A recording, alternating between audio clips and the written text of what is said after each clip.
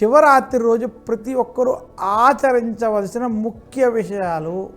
శివరాత్రి రోజు ప్రతి ఒక్కరూ మాఘమాసంలో ఆఖరి 2 రోజుల్లో ఉండేటువంటి చతుర్దశి కాబట్టి మాఘమాసంలో విశేషంగా శివరాత్రి రోజు పుణ్య స్నానాలు ఆచరించాలి. పుణ్య నదులలో, నదీ జలాలలో, సముద్రంలో లేదా ఇంటి యందు, బావి యందు, తటాకాల యందు తలస్నానాన్ని ఆచరించాలి. ఈరోజు సూర్యోదయానికి పూర్వం, సాయంత్రకాల సమయంలో, విశేషించి రాత్రి సమయంలో, లింగోద్భవానికి పూర్వం కూడా స్నానం ఆచరించి ఈరోజు కొత్త బట్టలు ధరించుకుని విశేషంగా శివారాధన చెయ్యాలి. ఈరోజు మీ స్వగృహములో కుడి చేతి బొటకన వేలికి మించుకున్న ఉన్నటువంటి శివలింగాన్ని పూజించడం, లేదా మీ పరిసర ప్రాంతంలో అందరూ కలిసి గోశాల యందు కానీ, నదీ పరివాహక ప్రాంతం కానీ అందరూ కలిపి ఈశ్వరుడి అభిషేకాలు వంటివి, రుద్రాభిషేకాలు వంటివి చేసుకోవడం ప్రశస్తం. లేదా ఏదైనా ఆలయాల్లో కూడా శివాభిషేకం వంటివి చేసుకోవడం చాలా విశేషం. శివరాత్రి రోజు విశేషంగా ప్రదోష కాలంలో కానీ, అందులోనూ లింగోద్భవ కాలం జరిగినటువంటి అర్ధరాత్రి 12 గంటల సమయంలో శివాభిషేకం చేయడం చాలా ప్రాధాన్యం. ఇక శివరాత్రి రోజు రాత్రి అని ఎందుకు అంటామంటే, యోగులు ఈ రాత్రి కోసం వేచి ఉంటారు. పగటి కాలం దేవతార్చనకి, శుభకార్యాలకి, క్రతువులకి ముఖ్యం. రాత్రి సమయం మోక్ష సాధనకి, జ్ఞానార్జనకి, భగవంతుడి యొక్క అనుగ్రహం పొందడానికి విశేషం. అందుకనే మనకి శివారాధనలో శివరాత్రి అంత విశేషమైనది. ఎవరైతే రాత్రి సమయంలో ధ్యానము, అనుష్ఠానము విశేషించి మీకు ఉపదేశం పొందినటువంటి వాటితో సంకల్ప సహితంగా, సంకల్పరహితంగా ఏదైతే ఆధ్యాత్మిక సాధనలు వంటివి చేసుకుంటారో అటువంటి వారికి ప్రతి రాత్రి శివరాత్రి. అటువంటి రాత్రి సమయంలో శివారాధన చేయడం, ఈశ్వరుని గురించి తపించడం అత్యంత పవిత్రంగా చెప్పారు.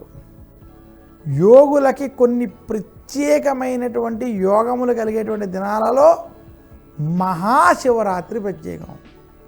చాలామంది యోగులు, సాధకులు గ్రహణాల వంటి రోజులు, శివరాత్రులు వంటి రోజుల కోసం వేచి చూస్తూ ఉంటారు. ఆ సమయంలో చేసేటువంటి యోగ సాధనలకి ప్రత్యేకమైనటువంటి శుభ ఫలితములు కలుగుతాయని శాస్త్రాలు తెలియజేస్తున్నాయి. ప్రత్యేకమైనటువంటి శుభ ఫలితాలు కలుగుతాయని శాస్త్రాలు తెలియజేస్తున్నాయి. అందువల్లే మహాశివరాత్రి చాలా విశేషమైనది. ఇంకా శివరాత్రి రోజు శివారాధన చేసి ఎటువంటి వారు తరించారనేటువంటి కొన్ని పురాణ కథలు మనకు తెలియజేస్తున్నాయి.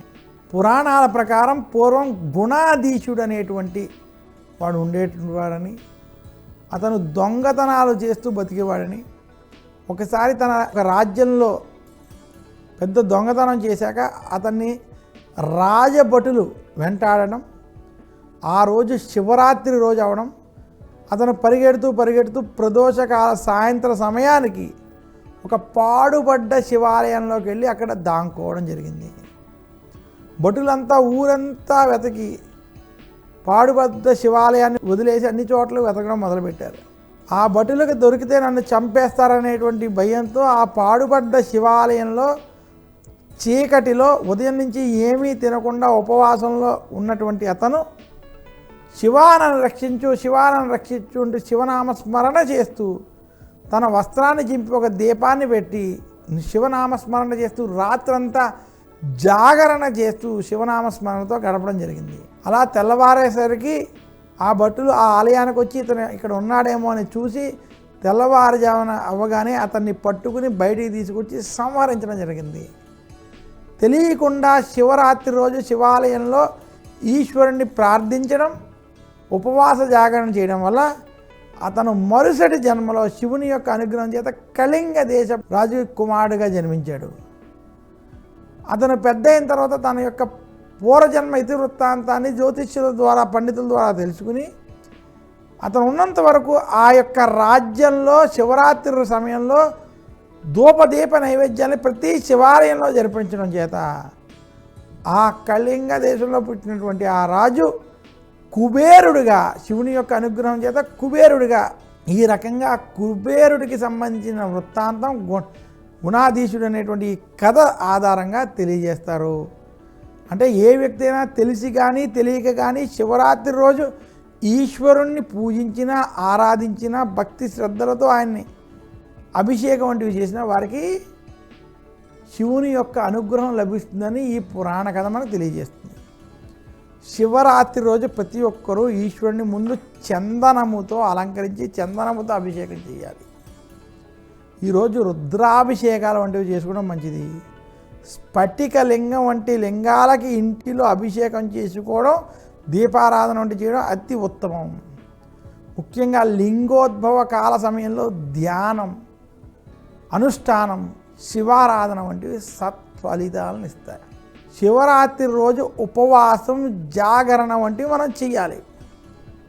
ఉపవాసం, జాగరణ అంటే ఆవాసం, జాగరణ అంటే మిమ్మల్ని మీరు జాగృతం చేసుకోవడం.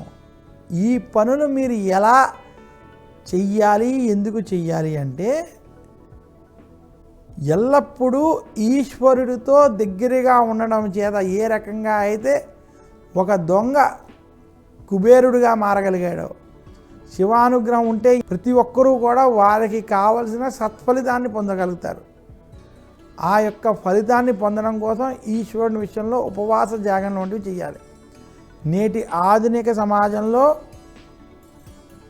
లేనిపోనివి చూస్తూ, లేనిపోనివి వింటూ, నాట్యములు వంటివి చేస్తూ చేసేటువంటివి మహాశివరాత్రికి సంబంధించినటువంటి శివారాధనలు కావు.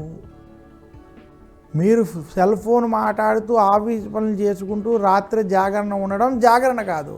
మీరు ఈశ్వరుడితో ఆవాసము చేస్తూ జాగరణ వంటివి కూడా శివ సాన్నిధ్యంలో ఉంటూ ఆయన పాదాలను విడవకుండా ఆయన నామస్మరణ చేసుకుంటూ ఎవరైతే అనుకున్న లక్ష్యాన్ని చేరుకోవడానికి ప్రయత్నం చేస్తారో, అనుకున్న మంత్రోపదేశాన్ని తీసుకుని ధ్యానం వంటివి చేసుకుంటూ ఉంటారో, అది నిజమైన జాగరణ, అది నిజమైన శివరాత్రికి సంబంధించినటువంటి ఆవాస జాగరణ దీక్షలని మరొక్కసారి ప్రేక్షకులకు తెలియజేస్తూ, ఈ విధంగా మీరు శివరాత్రిని గనక ఈశ్వర ఆరాధనలతో గనక చేసినట్లయితే ఈశ్వరుని యొక్క కృపకి పాత్రులై శుభ ఫలితాలని పొందుతారని సర్వే జనా సుఖినో భవంతు.